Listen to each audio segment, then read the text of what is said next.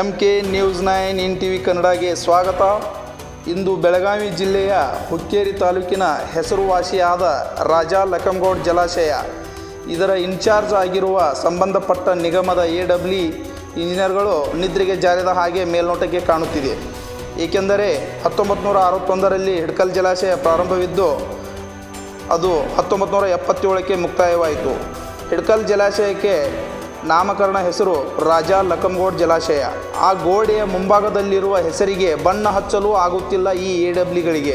ಈ ನೀರಾವರಿ ನಿಗಮದ AWಗಳಿಗೆ ಈ ಭಾಗದ ಶಾಸಕರು ಇದರ ಬಗ್ಗೆ ಗಮನ ಹರಿಸಬೇಕು ಮತ್ತು ನೀರಾವರಿ ನಿಗಮದ AWಗಳ ಮೇಲೆ ಸೂಕ್ತ ಕ್ರಮ ಕೈಗೊಳ್ಳಬೇಕೆಂದು ಶಾಸಕರಲ್ಲಿ ಮನವಿ ಇರುತ್ತದೆ.